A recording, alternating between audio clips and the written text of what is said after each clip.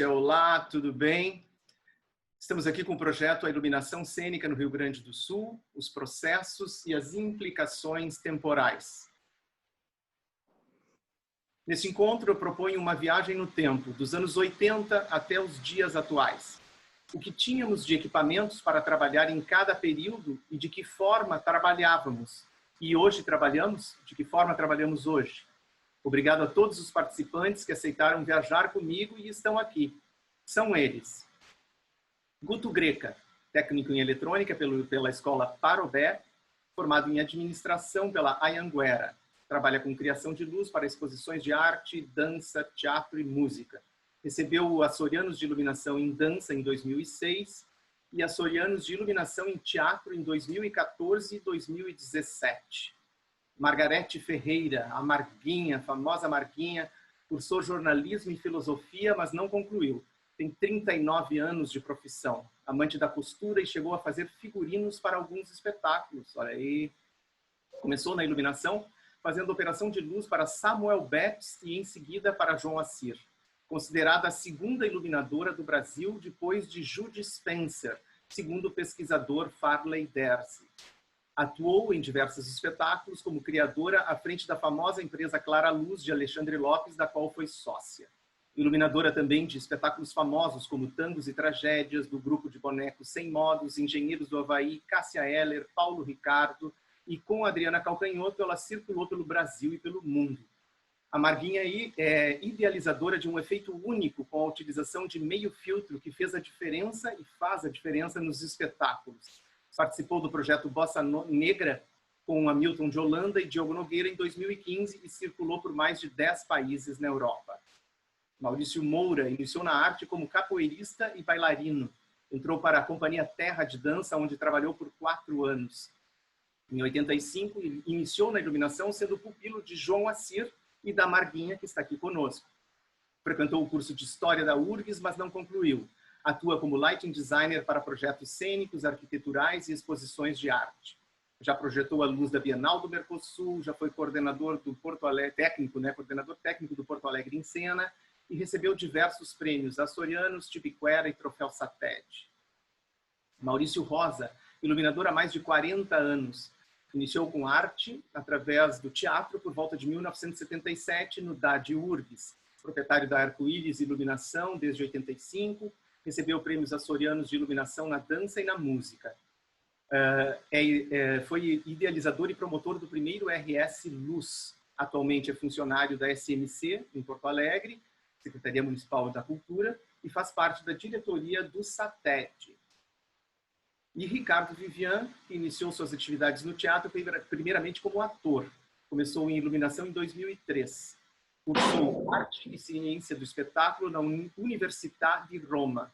Recebeu o prêmio Açorianos de Iluminação em 2018 pelo espetáculo A Mulher Arrastada, que circulou o Brasil. Recebeu o prêmio Tibiquera de Iluminação em 2019. Agrega ao seu trabalho de iluminador atividades de videografia, com projeções para espetáculos de dança e teatro. A luz como elemento colaborativo. Iluminar não é somente clarear, iluminar é sensibilizar aquele que vê. Essa foi uma frase que eu coloquei para a gente ficar pensando. Essas transformações dos últimos 40 anos foram intensas e avassaladoras. Vivenciamos fazer uma arte com recursos analógicos e agora estamos fazendo com recursos digitais. Mas isso não aconteceu da noite para o dia. Com a popularização da internet e a chegada de novos equipamentos promovidos pela abertura do mercado, a estética dos espetáculos vão se alterando. Porém, essa tecnologia, exige do profissional um constante estudo, treinamento, para que continue cumprindo a função de colaborar com o espetáculo. Como o trabalho do iluminador é influenciado por essas tecnologias? Essa é uma das perguntas que eu deixo. Seguimos trabalhando como trabalhávamos antes? Primeiro vamos dar uma passeada rápida por esses períodos, começando com os anos 80. Então, temos aqui os anos 80. No DAD, quando eu comecei a trabalhar, nós tínhamos aqui em cima, a gente pode ver, a mesa totalmente analógica, onde a energia passava por ela. Aqui dá para ver os disjuntores, então a gente tinha assim, toda a carga passando na mão do iluminador. Isso é o que a gente tinha lá no DAD, quando eu me tornei bolsista de iluminação. E nós tínhamos também o PC-GCB, né, o famoso sapão. Eu sei que alguns outros teatros já tinham o Fresnel, por exemplo, e também o elipsoidal. Ainda nos anos 80, né, começaram a surgir daí com a empresa do Giancarlo, né, a GCB, um sistema um pouco mais coordenado, onde nós tínhamos os dimmers separados da mesa, né, temos a console aqui de 12 canais e os dimmers de 4 kW por canal, né, e aqui um outro exemplo ao lado, não sei se dá para ver direito, uma mesa GCB também, mas aí de 24 canais. Acho que é bacana, nesse momento, além desses equipamentos que existiam, uma das coisas que também impulsionou foi a questão do Rock in Rio em 1985. Anos 90. Então aqui daí já dá uma melhorada, né? Começa a surgir, aparecem as mesas de TEL, Translux, e aí os equipamentos da Telem, né? Os dimmers da Ditel, que aí começam a fazer toda a diferença no sentido da sensibilidade para o operador, né? As lâmpadas par 64, daí com todos os seus graus de abertura, e o elipsoidal. Surgem também os filtros, né? Os filtros profissionais para teatro, que não eram os celofanes que a gente usava lá nos anos 80, ou então os acetatos que muitas vezes queimavam, pegavam fogo, e também as réguas para desenho de planta baixa. Nos anos 90, em 94, o primeiro Porto Alegre em Cena, e em 96, o primeiro Planeta Atlântida.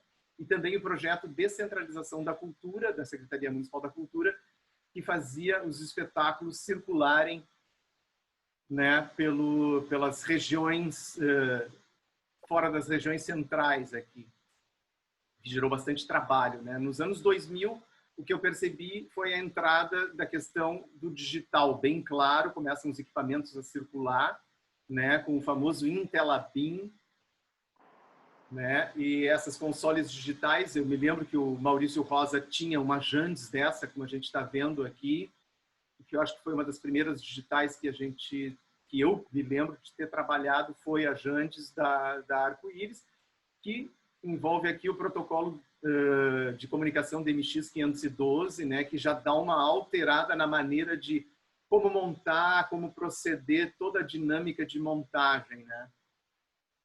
E aí, os anos 2010, onde entra esses equipamentos daí, por exemplo, o elipsoidal ETC, com um facho de luz muito bonito, concentrado, né?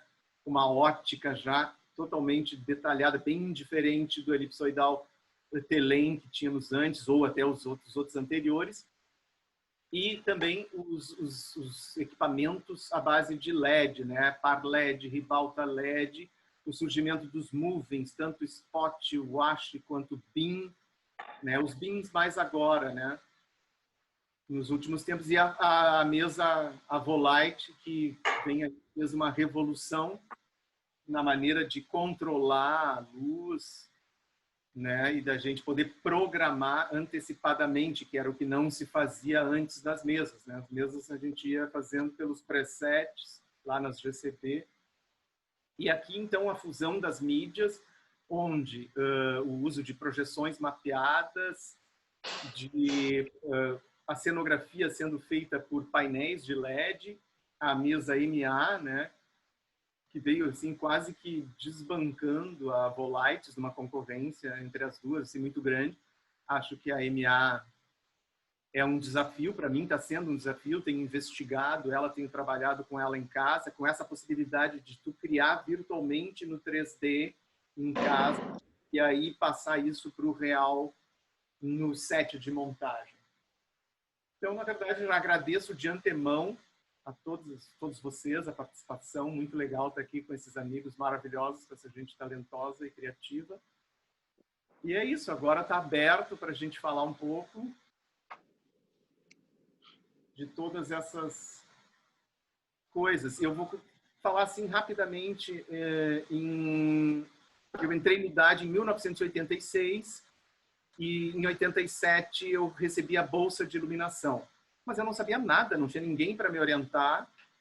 E eu, um dia, peguei a chave do palquinho, consegui ligar um dos refletores, peguei a escadinha, coloquei embaixo e subi, e aí vi que tinha empurra e puxa, só que estava emperrado, já estava meio enferrujado, equipamento meio largadaço. Estava aceso aquele negócio, que para mim era um negócio, e eu em cima da escada, e eu dei uma porrada para fazer aquilo funcionar, e a lâmpada, puf!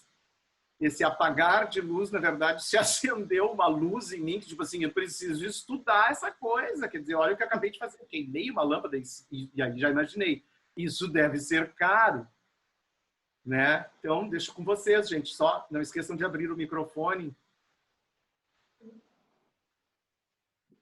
Eu sei que, por exemplo, tem a nova geração aí, que, por exemplo, o Guto e o Ricardo não chegaram a pegar esse período que nós pegamos, né? Marquinha, Moura e Marques, Rosa Marques, que nós pegamos essa parte muito analógica mesmo, né? E viemos sofrendo essa alteração, vivenciando isso com a chegada desse equipamento. Essa nova geração já desfruta de uma qualidade que já está, né, num outro patamar, assim. Lá no DAD, inclusive, o plug macho era P10 de áudio. Já imaginou numa fase viva na parede, dava um estouro ali, opa, acendeu lá no pau. Era assim o negócio. Depois que as coisas foram se alterando. Quem gostaria? Eu também comecei no DAD. Pode falar, Guto. Não. Eu ia dizer que quando eu comecei, assim, eu vim de uma outra área, né? Que eu vinha da manutenção de obras e fui fazer uma reforma elétrica no Teatro Museu do Trabalho. Naquela época eram fios de pano ainda. E aí tive o primeiro contato, era uma GCB. E eu acho que era locada do Aladim, do Acosta. E ali, como tinham as dificuldades financeiras para executar a iluminação, eu trouxe muita coisa da obra sem saber nada, né?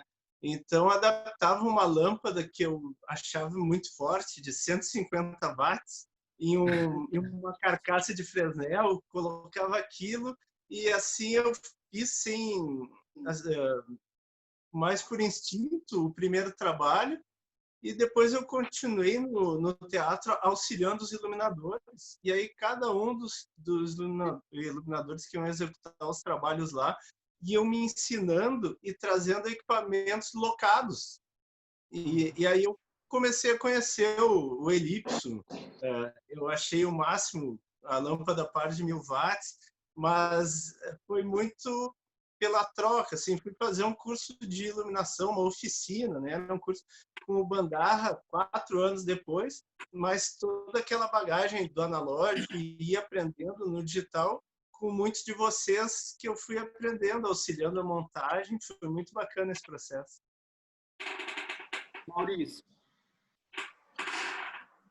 Agora eu estava, quando tu estava mostrando ali aquelas fotos lá do passado, eu fiquei pensando aqui que, na verdade, se a gente fosse ver a história da iluminação, me lembrei o seguinte, que uma grande mudança que houve no setor da montagem, aí, que o Guto trabalhou muito em montagem também, eu trabalhei muito em montagem, uma grande mudança que aconteceu foi quando surgiu o plug, porque tinha até um certo momento em Porto Alegre se montava a iluminação cênica emendando os fios.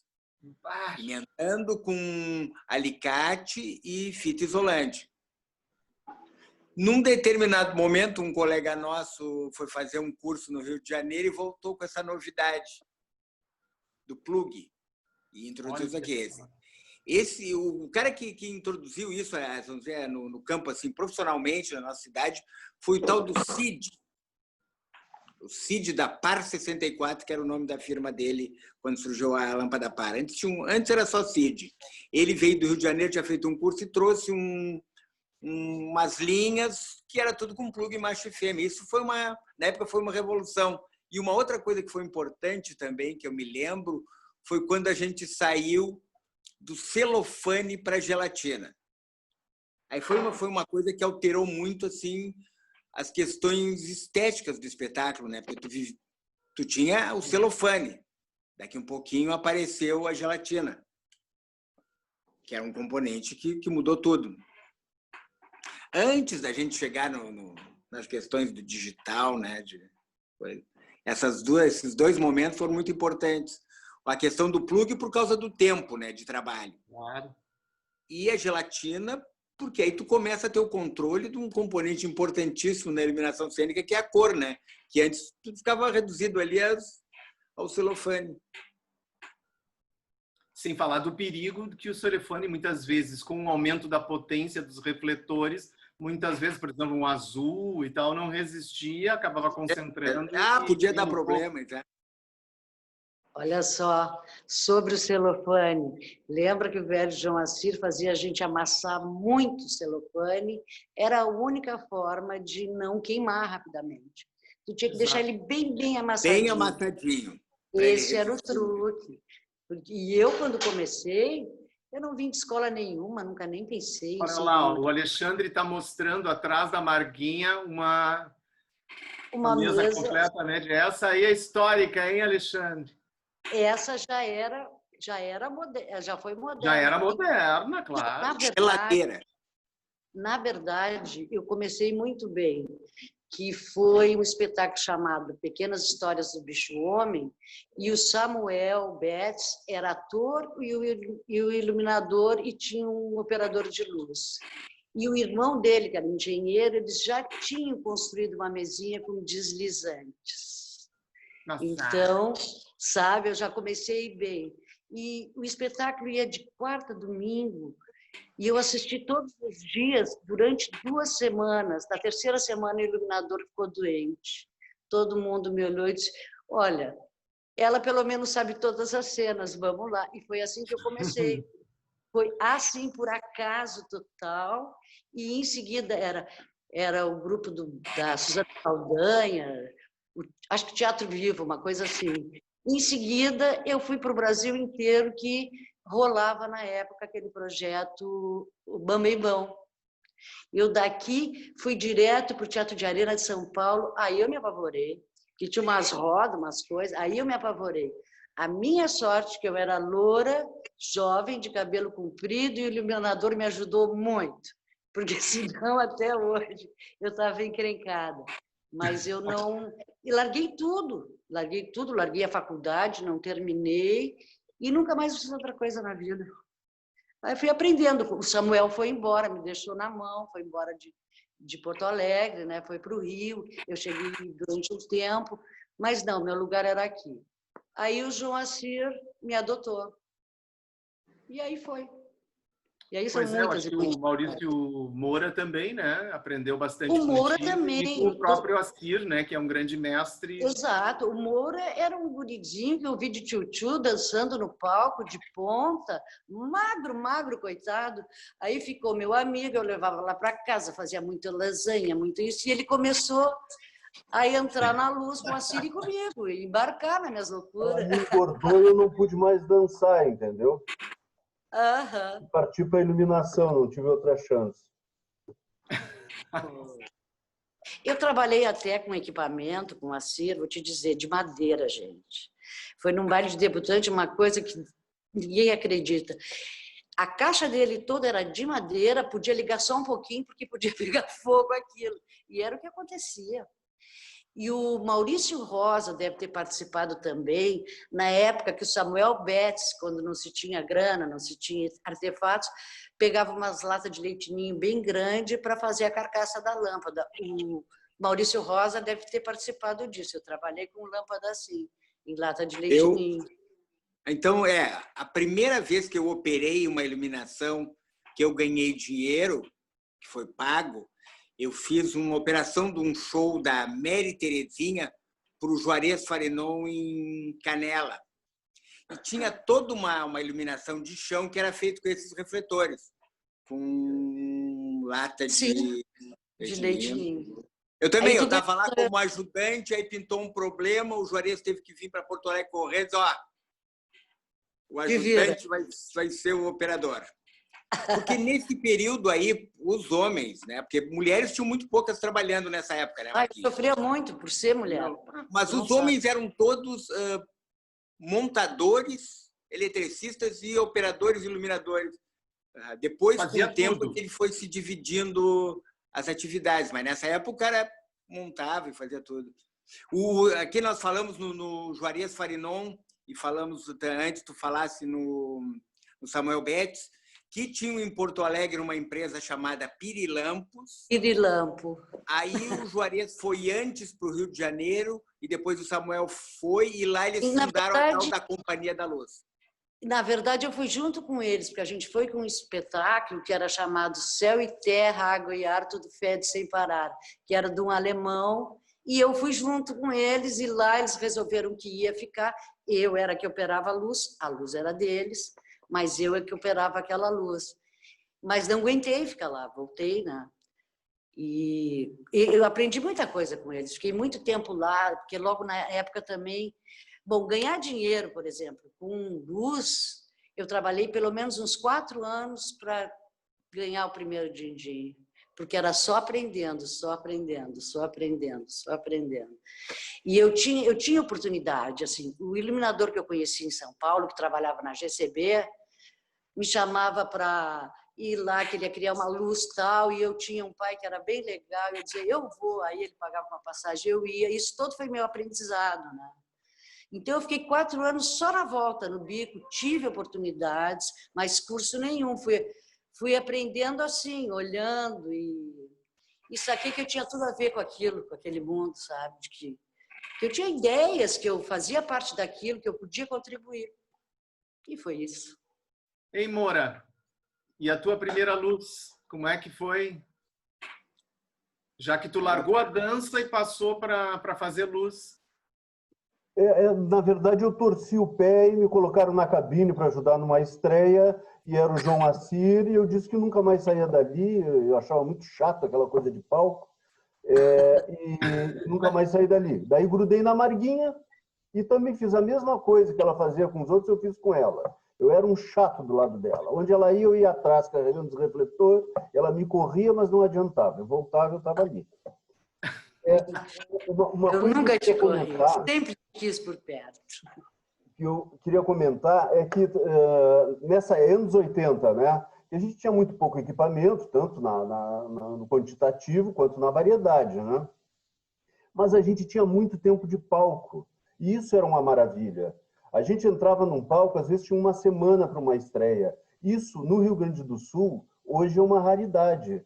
A gente tinha tempo de ensaio, a gente tinha tempo com os atores, tinha contato físico.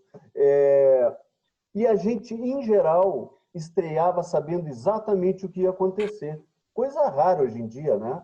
Hoje é um susto, né? Hoje uma estreia é algo assim que tu vai descobrir na hora que vai acontecer, né? Então era uma diferença muito grande, era um processo que, em geral, me dava mais prazer. Mesmo que hoje a gente tenha um resultado muito maior, muito mais imenso, enfim, com mais efeitos, naquela época eu me satisfazia mais, assim, de ter chegado onde eu queria. Por esse tempo. É isso. Eu acho que, por exemplo, o Ricardo Vivian, nós temos assim 8 minutos, gente, 8 minutos e 54, então nós vamos, acho que agora que o papo já está ficando gostoso, nós vamos ter que voltar para uma segunda daqui a pouco, quando o tempo terminar, ok? O Ricardo Vivian, por exemplo, ele me falou que ele é o iluminador que está sempre resolvendo a coisa para os grupos para trabalhar com pouco equipamento, com equipamento que tem, ou que tenha que se improvisar com coisas, mesmo no dia de hoje, né? Nos dias de hoje, nos dias atuais. E ele é genial nisso, né? Ele tem o contraponto, por exemplo, muitas vezes, de estar fazendo espetáculos com projeção mapeada, com, né? Então, ainda persiste muito, acho, da produção, essa coisa, esse aspecto artesanal, esse aspecto da pesquisa, né? Agregado ao trabalho do iluminador. Hein, Ricardo?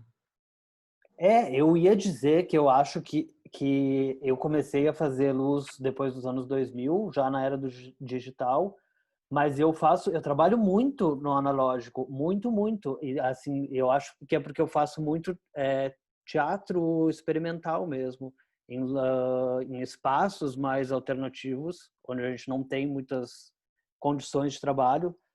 Então, acaba que a criação do espetáculo é isso. A gente, com o que tem, vou trabalhando, entendeu? Mas, por exemplo, a Mulher Arrastada viajou depois para o Brasil inteiro, para muitos teatros, entendeu? Então, assim, a Luz foi criada numa galeria com poucos recursos, mas essa mesma Luz eu reproduzi depois em teatros pelo Brasil e ela foi se moldando a equipamentos muito bons, então, assim, os mesmos efeitos se fazia com equipamentos muito bons e com mesas muito boas. Então, assim, a gravação da Luz foi se aperfeiçoando, eu acho, nesse ano viajando, e hoje ela tem um resultado que é bem legal, entende? Mas partiu daquele pouquinho do analógico lá na galeria de arte, que foi o que a gente conseguia fazer. Onde tu trabalhava com par 38, com lâmpadas com uma potência menor. Lâmpada fluorescente, o que tinha. Eu gostaria de voltar ao que colocaram aí, eu acho que foi o Ochoa mesmo que colocou, a respeito do... O Ochoa não, foi o Moura que colocou a respeito do tempo de trabalho no palco antes da estreia. Isso é uma questão que a gente foi perdendo, e era uma questão muito importante para te criar, para te adaptar, para te inventar, até fabricar um equipamento, se fosse o caso. A gente foi perdendo essa questão. E também, agora, eu tenho uma colocação aqui que eu acho que é o seguinte: muitas vezes tu não consegue o tempo, tu não tem o tempo de montagem, de ensaio técnico, por uma questão da direção do espetáculo. Porque quando tu tem a oportunidade de trabalhar com um diretor ou com uma diretora, com um coreógrafo ou uma coreógrafa que conhecem iluminação e colocam a iluminação numa posição assim, relativamente importante dentro do espetáculo. Tem espetáculo que a iluminação é mais importante, outros que é menos, mas quando um diretor conhece luz e está contando com a luz como um dos signos do espetáculo, normalmente a questão do tempo se resolve. Porque muitas vezes tu tem um tempo X no espetáculo e o tempo no palco e a maior parte do tempo ele é tomado para resolver problemas de interpretação ou terminar coreografias. Então, essa é uma questão talvez até de formação dos diretores de Porto Alegre.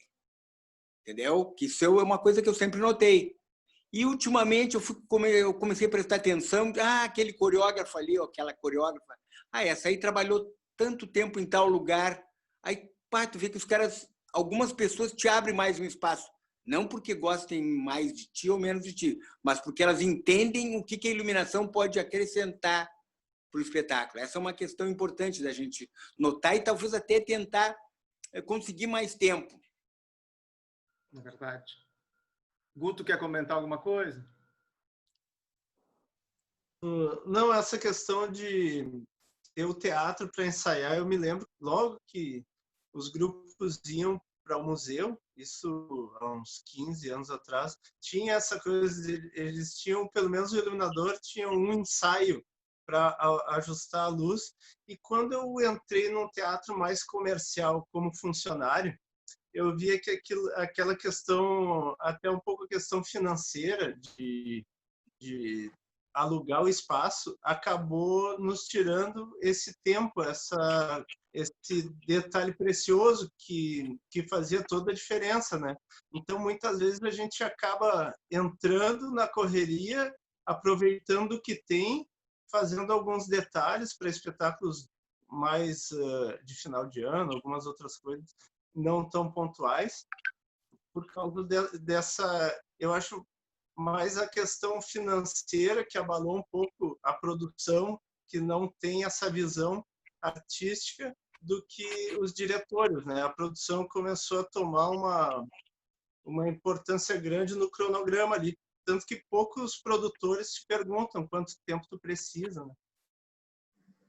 É verdade. Gente, está faltando 2 minutos e 54 para terminar. Então, acho que eu vou deixar um outro questionamento para a gente voltar daí num segundo momento para a Marguinha responder como é que foi essa história, essa criação, né, da gelatina vazada, como é que foi esse processo, de que forma aconteceu, né, Marguinha?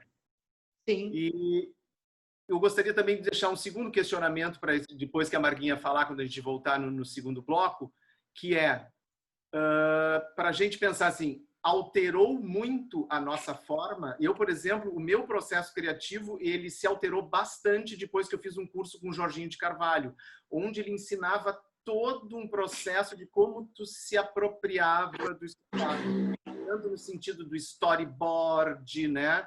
Aí depois sim se apropriando do aonde eu vou trabalhar, eu tenho o meu storyboard, eu tenho a minha criação, agora como é que eu vou trabalhar com esses equipamentos que eu tenho disponíveis em cima daqui? Então era toda uma sistemática que me abriu bastante a cabeça e eu passei a fazer storyboard e o meu processo criativo mudou.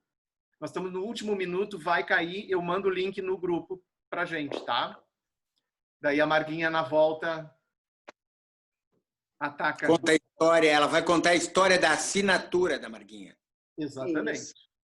Famosa. A nossa segunda iluminadora no Brasil, gaúcha. E a primeira com carteira de trabalho como operadora de luz. A primeira iluminadora no Brasil que tem carteira de trabalho de iluminadora. É isso aí. Já voltamos, gente. Vai cair. Nativa, claro. Azar! Tá bonito esse cenário aí, hein, Marguinha? Tu viu? Que barato. Mas, ó. Muito Tá, mas bom. que minuto comprido esse. É, tu viu? É esticado esse minuto. Isso aí, gente. Depois dava para conversar quantos vieram do palco. Atores, bailarinos. Exatamente, isso aí. Eu, Moura... É um, né? Eu também vim do palco. Então nós temos 4 aqui, hein? É. De uma maneira ou outra, é uma coisa que meio que perpassa, ou seja, experimentamos o palco e aí passamos para a cabine, né? Para fora do espetáculo. Acho que só o Guto chegou a dançar, ser ator? Não. Eu vim de obra. Eu era essa parte de manutenção e caí no palco por acaso. Isso aí. Marguinha, como é que foi criar esse efeito da gelatina vazada, né? Ou seja, meio filtro na frente da lâmpada par, de outros refletores, muita fumaça no palco, a luz toda desenhada? Eu fui lá no Porto de Elisa, era um show do Bebeto Alves. E a gente tinha, não era nem lâmpada par, era... Que lâmpada era aquilo? Highlight. Com uma... Nunca vou esquecer, com uma gelatina amarela, que estava surica, assim. E tinha já o cloreto de amônio fazendo a fumaça. Aí, quando eu vi aquele risco, eu digo, pá, isso aí dá para fazer um baita de um efeito. E foi assim que começou. Aí depois eu fui para o Rio e lá na Companhia da Luz eu cortei muita gelatina e eles me deram um monte de retalhinho. Dali para frente isso virou a minha assinatura. E aí eu vi que eu conseguia fazer um meme também, né? E foi isso aí. Assim, foi por acaso total. Daí eu fui... e eu fiz... É a primeira vez que eu fiz um show grande, assim, canecão, que eu estava nervosa pra caramba, que era a Adriana Calcanhoto, já existiam uns movies, e ela me disse, faz o que tu quiser, do teu jeitinho. Já era a Companhia da Luz que tratava do canecão. Eu pedi 80 PCs e fiz uma catedral, e era só voz e violão. E aquilo arrasou, porque não aparecia, não usei um moving, e usei 80 refletores plano convexo, todos eles com gel vazado, e fiz uma verdadeira catedral em todo o palco, e aquilo foi um sucesso. Uau! Aí todo mundo gostou. Que legal, hein? Foi isso, então. E agora eu voltei a usar com a pobreza toda, porque assim, eu fiz teatro muitos anos, eu fiz tudo, eu segui tudo. Teatro, balé, baile de debutante, tudo, né? Mas passei para a música. E teatro eu fiz durante uns 15 anos, na época que todos vocês já falaram. O teatro, a gente podia ensaiar, a gente tinha tempo para tudo. Mas depois surgiu a música e eu me identifiquei. E como eu gostava daquilo, de não ter que ver muito ensaio, muito detalhe, muita coisa, assim, muita reunião, muito música, ficava aquilo na minha cabeça. E eu passei totalmente para a música.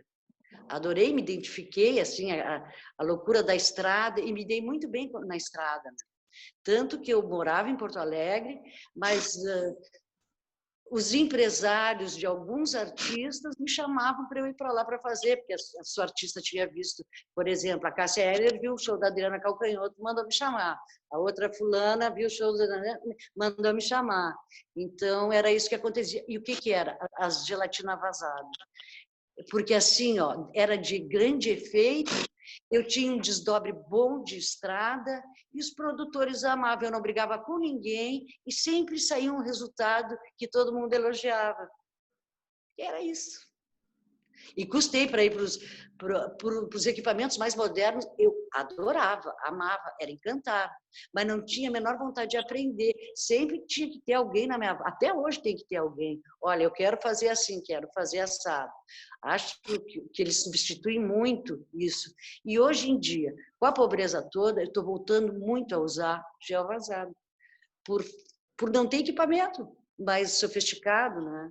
Sim. Apesar de ter feito todo aqueles festival de jazz da Europa, tudo com Grammy-A, não sei, é que assim, ó, festival é festival em qualquer lugar do mundo, tanto no planeta Atlântida como em Pori, na Finlândia, né?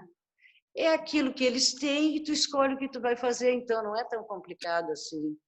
E é tudo muito lindo e aqui não há mais, é tudo muito pobre, né? Em termos de show, de música, de coisa assim. Assim mesmo, eu às vezes me sinto mais encantada de usar um equipamento mais simples, de grande efeito, porque os equipamentos modernos, todos por si só, eles são lindos. Tu bota ele trabalhar sozinho, ele é lindo. E isso me enche o saco, sabe? Porque é muita coisa linda todo mundo vendo e às vezes a gente não vê nem o que está acontecendo no palco, né? Principalmente falando de música. Tu vê aquilo tudo assim, bloqueando e... Tá, mas o cara tá lá, é o Diogo Nogueira que tá cantando uma musiquinha, aquela coisa toda. Isso é ser sem noção, né? E eu acho que a gente... Que a Marguinha está tocando é uma coisa bastante importante, né? No sentido assim, porque há um moving light, então eu coloco ele ali e eu coloco ele se mexendo. Né? A mostrar tudo que faz de bonito, né? Não é. Aí fica aquela coisa esquisita para mim. Então é melhor aquele momento de simplicidade que a música está pedindo, né? E com o moving tu pode fazer isso, esse momento de simplicidade, como se estivesse trabalhando com uma lâmpada analógica, né? Esse é o grande lance do moving, para mim. Exatamente. Usar como se fosse um elipsoidal. Exatamente. Clima, gente. Eu uso bastante até. Mas climas. Não precisa fazer tudo isso. E os floreios das gel vazada até hoje rende. Que coisa, né? Maurício Moura. Maurício Moura sempre fez bastante luz para teatro, para dança, né, Maurício? Maurício Moura chegou a fazer bastante show de música também?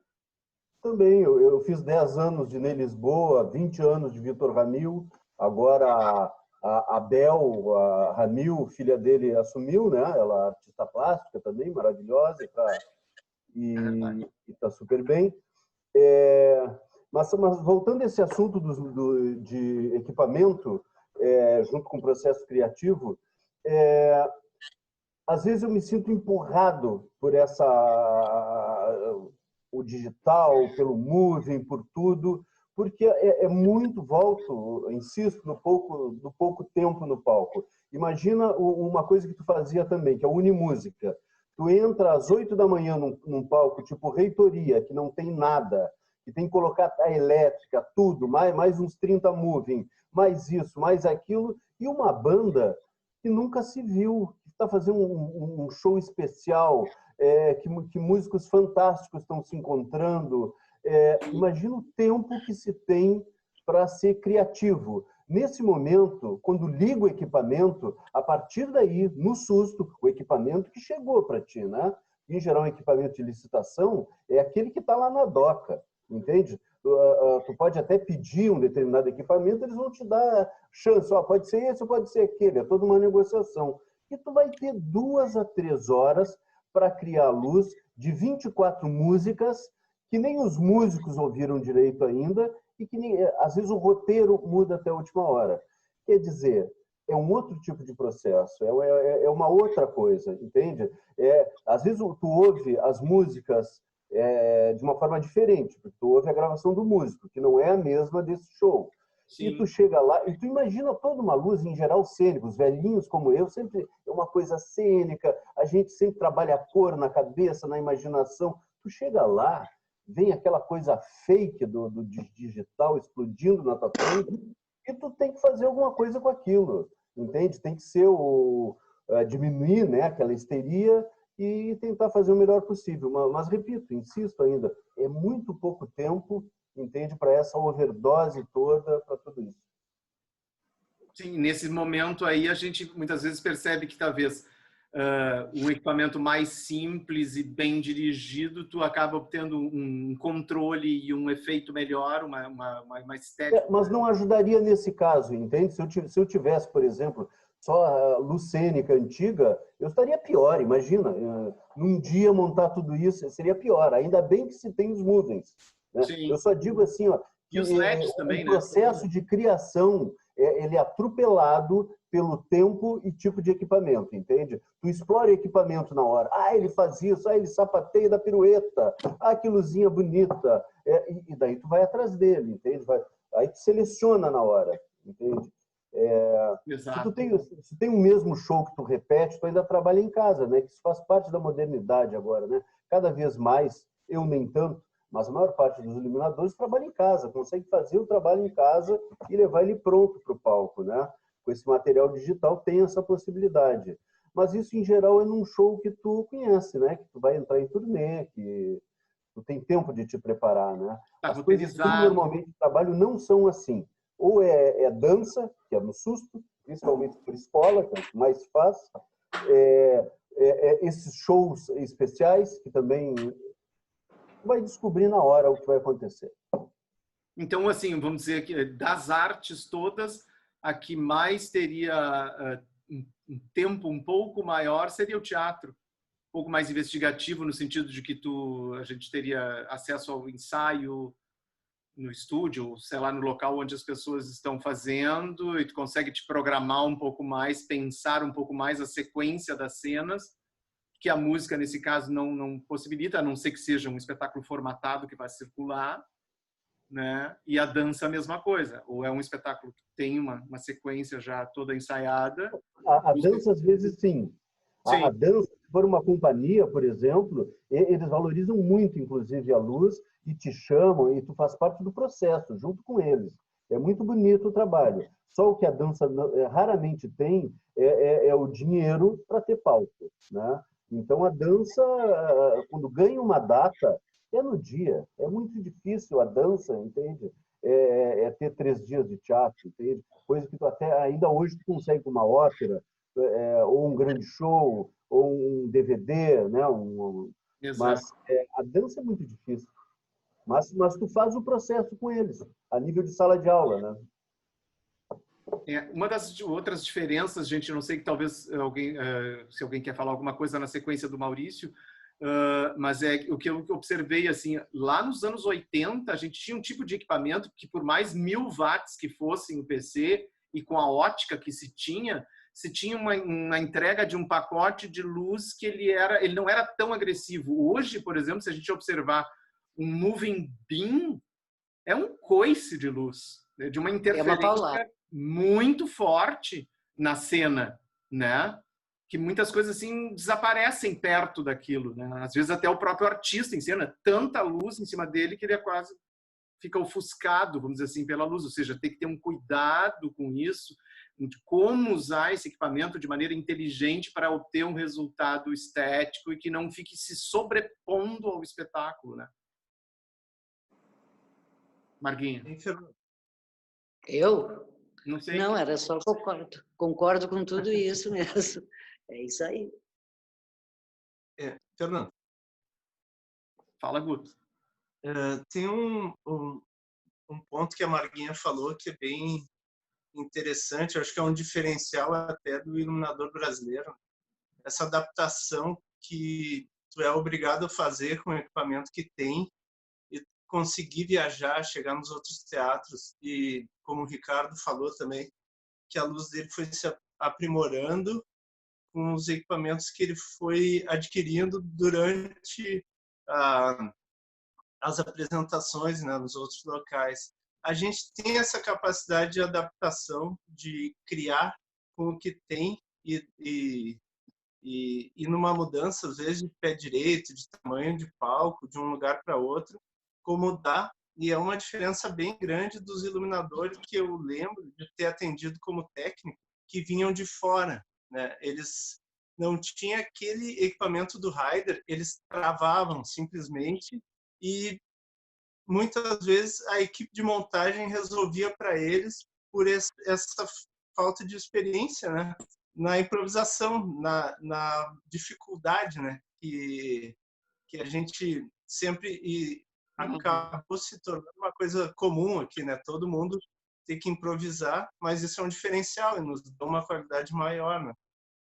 Acho que sim. O Ricardo Vivian, por exemplo, comentou antes que foi adaptando a sua luz e foi alterando. Mas, Ricardo, tu chegou a uma outra conclusão no sentido do processo criativo de que se eu criei com 2 latinhas de leite ninho, né, agora eu tenho lá uso, não uso, porque, na verdade, tu obteve um resultado de luz e aí agora com esses outros equipamentos a tua luz acaba sendo transformada. Então tu chegou a outra conclusão dentro do teu processo. Não, eu acho que eu tento reproduzir aquela luz do inicial lá, aquela luz que foi feita lá no início experimental, com melhores condições no teatro, com equipamentos melhores. Então é assim, certo, é claro que o desenho fica muito mais interessante e a operação disso é melhor, entendeu? Mas o que eu tento fazer hoje, eu não tento chegar no teatro e mudar, porque eu tenho um teatro que está repleto de equipamentos, mudar a concepção da luz. Tipo, a luz, para mim, é o que eu tenho tentado fazer, tá? Se mantém aquele experimento que foi feito lá na estreia do espetáculo, no espaço alternativo onde ele estreou, e aquela é a luz da peça. Eu acho que, para mim, o que acontece muito é que eu acompanho muito o processo, diferente, talvez, é que eu faço teatro, né? Eu não faço grandes eventos como vocês aqui, que fazem super shows, festivais, outras coisas. E aí eu acompanho muito, eu acompanho desde o início, desde os primeiros ensaios eu tô junto, entende? Então, assim, a coisa vai se construindo muito no coletivo do espetáculo, para mim. Então, acho que quando o Moura fala que quando a gente chega no teatro é difícil no primeiro dia, para mim talvez é difícil de entender ali a técnica daquele espaço, mas assim, o espetáculo eu tô muito dentro da história das peças que eu faço para saber o que eu quero fazer ali com o espetáculo. O processo, né? A importância, aí o Ricardo está se referindo à importância do processo, né? Mas eu sou pequenininho, né, gente? Eu faço assim. Não, mas eu participo de coletivos artísticos, mas praticamente. Então, assim, eu tô junto com as pessoas. Eu faço luz, mas eu faço parte daquele coletivo que eu tô trabalhando. Então, por isso que eu acompanho muito, assim, desde o início, desde o surgimento do projeto, eu tô junto. Agora, isso aí que o Ricardo está falando, de tu ter um espetáculo que foi gerado num espaço que pode ser até alternativo, e depois, quando esse espetáculo ganha o mundo, e de repente ele vai para um teatro super equipado, é muito interessante, é muito louco tu pegar aquela concepção e lutar para não perder a concepção, mesmo que tu vá para um teatro super equipado. Eu passei por uma experiência de uma companhia de dança que, num determinado momento, a gente montou um espetáculo, eu participei desde o início do processo, e o diretor até era o João de Ricardo, que eu nunca tinha trabalhado com ele, e o espetáculo foi montado dentro de uma biblioteca, com pouquíssimo equipamento, quer dizer, pouquíssimo equipamento convencional. A gente acabou, durante o processo, juntando uma tralha dos infernos, assim, era lâmpadazinha de cabeceira, era lâmpada de leitinilha, de tudo. E algumas fluorescentes que o João de Ricardo sempre gosta de usar, que eu considero que é quase uma assinatura dele, o uso das fluorescentes nos espetáculos. Então, o espetáculo fez temporada dentro de uma biblioteca com uma tralha totalmente alternativa. Só que depois esse espetáculo ganhou alguns editais e a gente foi para o mundo com produção e com grana. E aí foi uma luta com a produção, principalmente com a produção, de manter aquele caráter, manter aquela ideia, aquela concepção. Ah, mas nós vamos no espetáculo tal e vai ter 40 ETC. Não, vocês não entenderam. Meu caso não é 40 ETC. Eu preciso de tais e tais, eu preciso de tantas satellites pequenas para usar no chão. Não vamos botar lá no alto para não machucar ninguém, mas preciso disso. Preciso de umas lâmpadazinhas comuns para isso e para isso. E as pessoas não entendem isso. Tu pode não te sujeitar ao rico, à tecnologia. Não preciso disso, eu preciso disso. Então, é uma coisa interessante o que tu colocasse, tu lutar para defender a concepção. E que tu pode pegar aquela concepção da sala alternativa e colocá-la dentro de um teatro tradicional, como um Renascença ou como um São Pedro, e conseguir salvar aquilo. Porque senão tu vai acabar fazendo outro espetáculo. Entendeu? Isso é uma coisa, é uma missão árdua do iluminador, mas que é muito legal tu defender a ideia. Eu acho que a gente se adapta. Aquilo que o Guto falou, de que a gente se adapta aos espaços, eu acho que eu me adapto. É assim que eu tenho feito. Mas, tipo, a Mulher Arrastada era um exemplo porque, tipo, isso, eu tinha uns corredores na volta que na galeria a gente fazia com color trans, assim, cortadinho, era o que dava. E no teatro se fez com os ETCs, bem recortado, e na fumaça aquilo ficava, tipo assim, o efeito ficou muito melhor. Mas, dentro do espetáculo, o efeito acontecia sempre no mesmo momento. A luz não foi recriada para aquele espaço. Ela foi, talvez, aprimorada o desenho. Mas, assim, a sequência de mudanças de cena, de luz, se manteve igual, se manteve a mesma. Provavelmente, por exemplo, nessa adaptação que tu fizesses aí, tu teve que acabar graduando a questão da potência, porque, por exemplo, é muito diferente uma ótica, né, de um elipso ETC de uma HO, né? Então, acho que aí tem todo um outro trabalho também no sentido de tu estar redesenhando o sentido das intensidades para tu não perder o efeito que tu tinha. Né? Mas, em algumas vezes, vamos dizer, a iluminação, o equipamento, o refletor, esse objeto aí que emite luz, em algumas vezes ele só tem a função de emitir luz, de iluminar e de produzir efeitos lá, X, Y, de emoções, etc. Mas em alguns espetáculos o equipamento ele se torna a cena também, ele é cenário também. Sim. Ele também é cenográfico. Então muitas vezes tu parte para uma outra ideia de ter o equipamento visível. Então é importante que tu tenha um abajur, que normalmente ele teria uma lâmpada de 30 watts, mas aí tu bota uma lâmpada mais forte para poder ter um filtrinho junto, e ele não só ilumina, como ele é um elemento cênico. Sim. E aí é importante muitas vezes tu ter essa coisa de participar do espetáculo não só como iluminador, mas também tu tá sabendo que tu olha a cena, tu olha a cenografia e o equipamento, ele também tá falando coisas, ele também é um signo, o equipamento em si.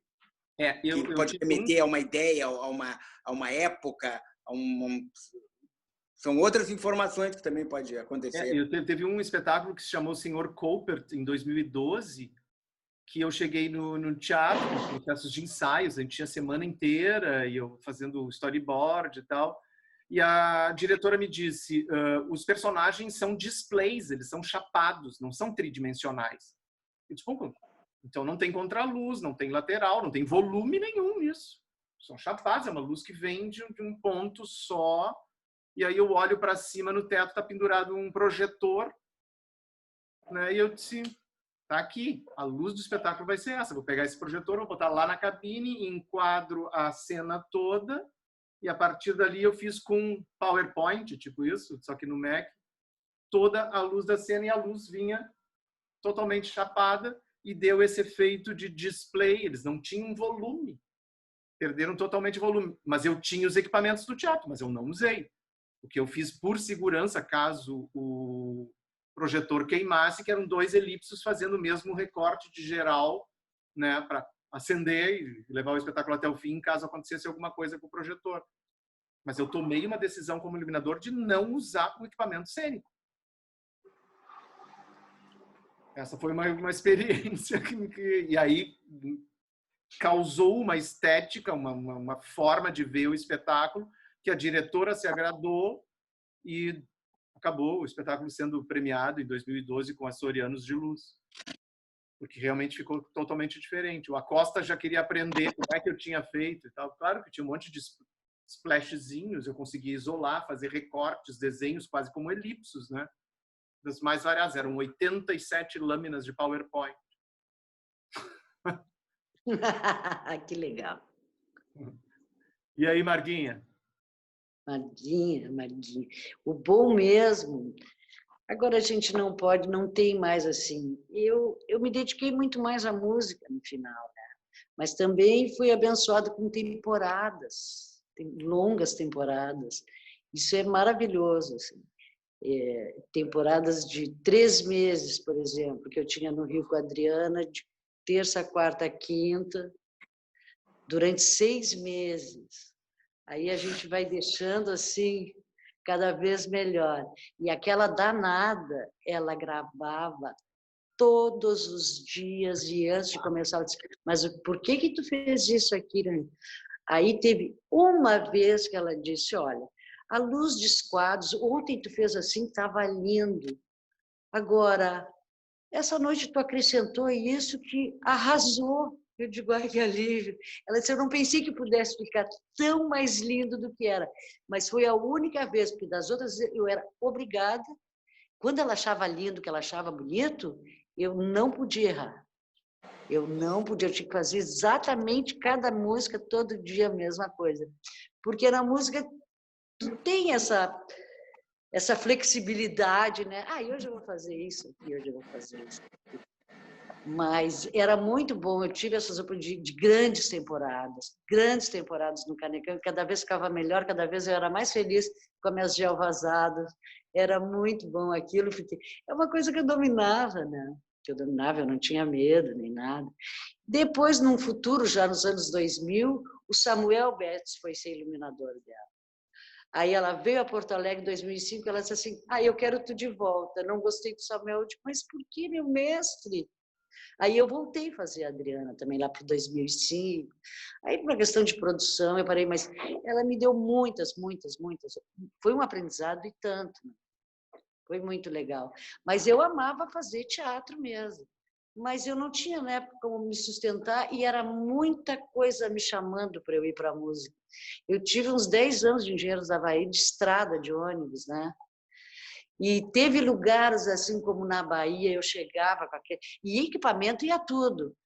O cara do teatro olhou, aquele nordestino, e disse assim, mas essa mulher aí que vai fazer a luz, eu só pensava, tipo, ai, meu Deus, esta mulher que vai fazer a luz, eu digo, ai, meu Deus, por onde eu vou começar aqui? Vai fazer sim! Que dureza que foi, meu irmão. Mas era uma loucura total, a gente viajava com tudo, pelo Nordeste todo, som, luz, uma equipe, era uma maravilha. Marquinha, chegou a ter algum problema sério nesse sentido da questão do machismo em relação a tu estar ali, como tu acabou de falar, não, eu sou a iluminadora, eu vou fazer, teve alguma coisa que chegou a complicar? Não, sempre deu para, sabe, eu sempre usei diplomacia com isso, foi raro o lugar.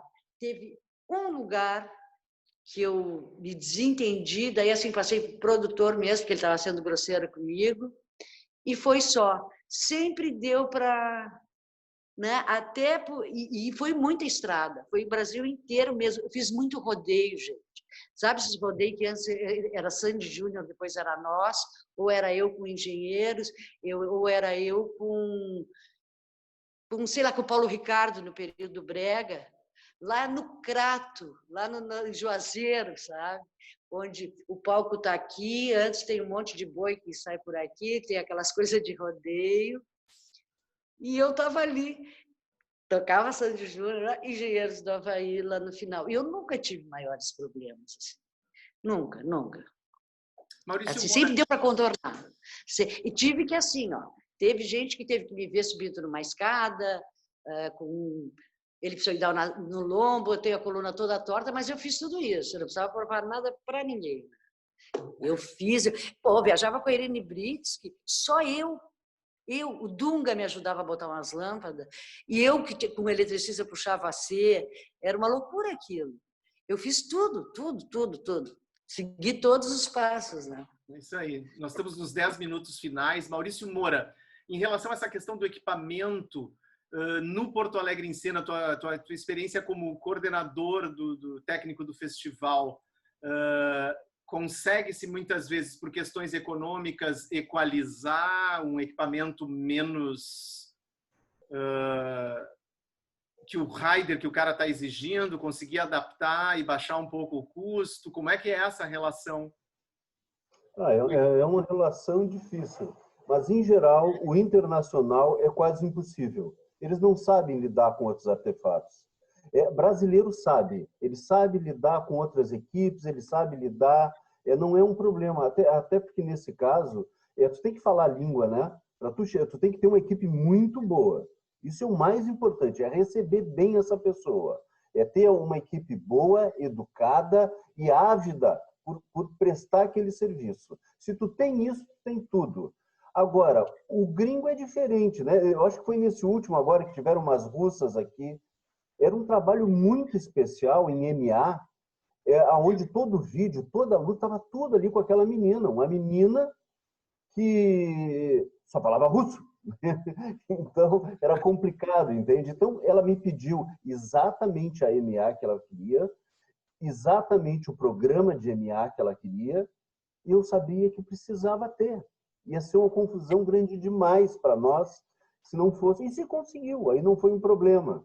Mas isso aí é experiência também, né? Eu já não sei que cena que a gente está, mas deve ter mais de 20. A gente pega essa experiência, entende? Eu já levei xingão em francês, divertidíssimo. Era um francês que tinha um trabalho muito elaborado e na última hora eu entreguei 20 moves em chinês de 5ª categoria. Sabe aquela coisa que a empresa fornecedora diz, me desculpa, mas os teus moves não voltaram de Santa Catarina, eu vou ter que te mandar isso aqui. E aí tu apresenta para o cara algo que não existe nem no catálogo. E tu obriga o cara a ficar 2 dias regravando toda a cena.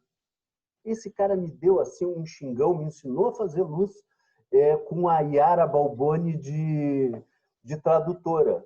Então ele olhava para mim e olhava para ela. Eu só podia rir quando ele olhava para ela. E quando ele olhava para mim, ela ria. E eu ficava sério, dizendo perfeitamente, nós vamos fazer isso. E ela traduzindo, né? E o cara tinha razão, né? Eu estava ali para ouvir. A gente chama no Porto Alegre o crachá humilhação, que é meu, é do coordenador. Quando fecha o tempo, eu vou para lá, até para preservar a equipe, né? E a minha função é essa. Quando dá errado, eu tenho que estar lá para tentar resolver, obviamente, né?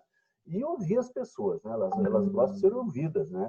E na minha experiência eu te digo isso, o internacional é difícil trocar equipamento, muito, muito mesmo. Aqui tudo se resolve. Eu acho que isso deve acontecer também no Teatro Renascença, né, Maurício Rosa? Onde há uma grande circulação ali nos teatros da prefeitura. Entra um grupo, no início da semana tem uma dança, no final de semana tem teatro, e se alternam as programações, no sentido de tem que muitas vezes equilibrar esse equipamento para os grupos, né? Ali no caso do Teatro Renascença, que é um teatro relativamente bem equipado de equipamentos convencionais, e também ele tem varas mecanizadas dentro do palco, é muito difícil a gente ter algum problema quando se trata do nosso equipamento ali. Mas sempre tu está enfrentando várias situações de chegar cada um com o seu plano, com a sua vontade de fazer alguma coisa, né?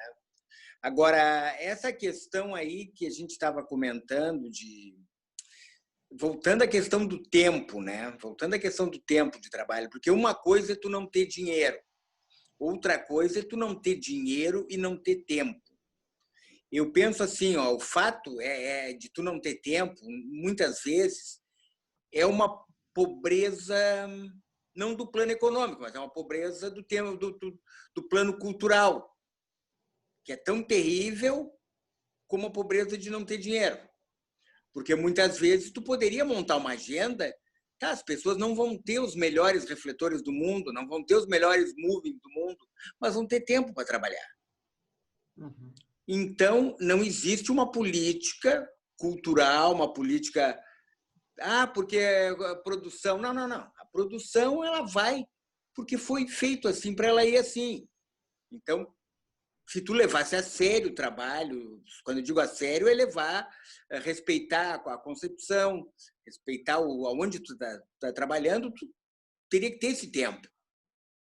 Então, quando tu alia a falta de tempo com falta de grana, a gente começa a ter um resultado cada vez mais pobre. Isso que a Marguinha estava falando, a cena foi se empobrecendo, apesar das pessoas, os artistas, estarem criando, os iluminadores cheios de ideias, mas ela vai se empobrecendo, porque tu junta falta de dinheiro com falta de tempo, aí fica impossível. Uhum. Né? Poucos grupos no Brasil, da parte da música é diferente, é outro planeta. Da parte de dança e de teatro, poucos grupos têm tempo. Por exemplo, um grupo de Porto Alegre, o Oi Nós, por exemplo, que é um dos grupos mais famosos brasileiros, um grupo com renome internacional, das grandes companhias internacionais que a gente tem, né? É o pessoal lá. Esse pessoal é o seguinte, ele pode não ter dinheiro, mas eles não abrem mão de tempo. Exato. Então, tu vai assistir qualquer espetáculo dos caras, tem um requinte de acabamento. Por quê? Não vai ter dinheiro. Eles até negociam contigo a quantidade de refletores. Eu sei porque uma coisa que eu atendi eles algumas vezes nos últimos tempos, eles não abrem... Não, para um pouquinho, nós estamos falando do trabalho. Então, eles têm um respeito e têm uma posição muito forte a respeito disso. Tem que ter o tempo para poder... Tu não tem o ETC. Não tem 8 ETC.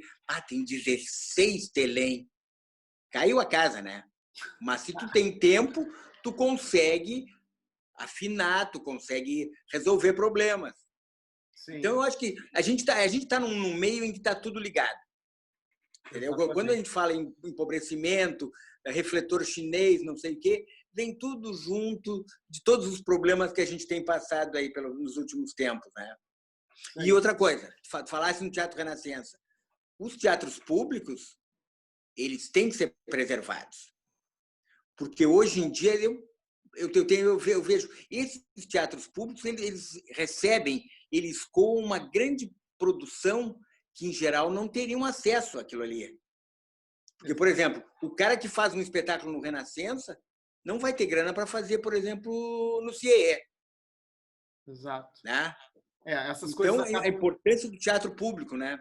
Essas coisas acabam definindo bastante, né? Não só a questão econômica, quanto a questão do tempo. Realmente eu já passei ali estamos entrando nos minutos finais, gente. Gostaria de agradecer muito. Acho que a colaboração de cada um é muito importante. Eu não sei, a Marguinha deve ter acontecido algum problema, ela caiu, não está participando mais com a gente depois daquela fala.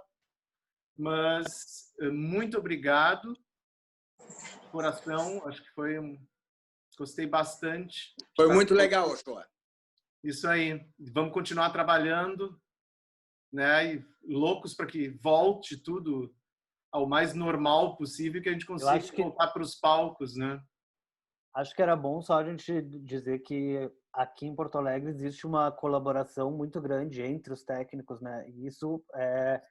isso me deixa muito confortável sempre que eu vou para o teatro trabalhar, porque eu estou aprendendo muito, engatinhando muito, e sempre eu aprendo com os técnicos do teatro da casa, e eles são sempre muito receptivos e a resolver qualquer problema que tu tenha ali e ajudar a fazer acontecer, entendeu? Que muitas vezes em outros lugares, assim, um pouco, sabe? Tipo assim, tu é o iluminador, vai pra mesa e grava. E É isso aí. dane. É o pegar Busca um junto, né? tutorial, se tu não sabe mexer na mesa, busca um tutorial no YouTube. E aqui os técnicos da casa, eles estão sempre assim, em todos os teatros, né? Aqui em Porto Alegre, a gente é muito bem... a classe é muito unida e colaborativa. Que bom, que E bom. muito obrigado pro Oxô, porque assim, sempre foi quem me abraçou e quem me acolheu e quem me ensinou os primeiros... Eu que agradeço a todos vocês, gente. Muito obrigado, Vale, muito obrigado. vale, um abração. Saúde. Alô. Oh, Tchau. obrigado. Tchau, obrigado, Guto. Tchau, Ricardo. Tchau, Moura. Tchau. Valeu, Marques. Tchau, até. Alô.